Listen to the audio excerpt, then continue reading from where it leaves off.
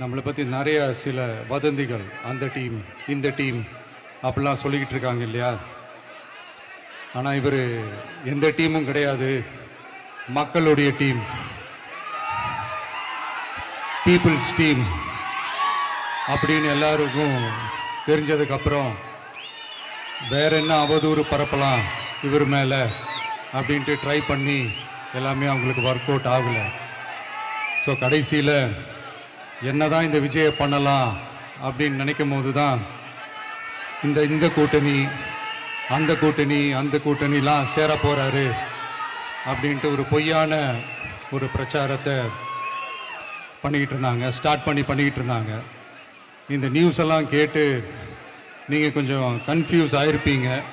அதனால் இங்கே மறுபடியும் ஓப்பனாக தெளிவாக ஒரு விஷயத்தை நான் சொல்கிறேன். நாங்கள் எப்பவுமே மதச்சார்பற்ற கொள்கைன்றதில், அந்த ஸ்டாண்ட்லேயோ, மதச்சார்பற்ற சமூக நீதின்ற அந்த நிலைப்பாட்டிலையோ எப்பவுமே சமரசம் வச்சுக்கவே மாட்டோம்.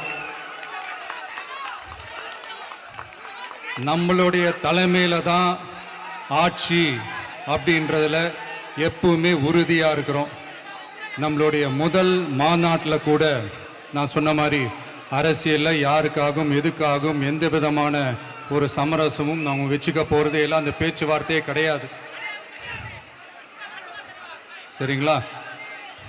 அதனால் யார் என்ன அவதூறு பரப்புனாலும் தயவு செஞ்சு அதை நம்பாதீங்க.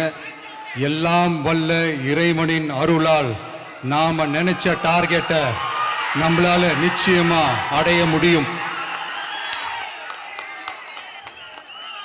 இன்னைக்கு என்னுடைய இஸ்லாமிய சகோதர சகோதரிகளுக்கு என்னுடைய ரமலான் நல்வாழ்த்துக்கள்.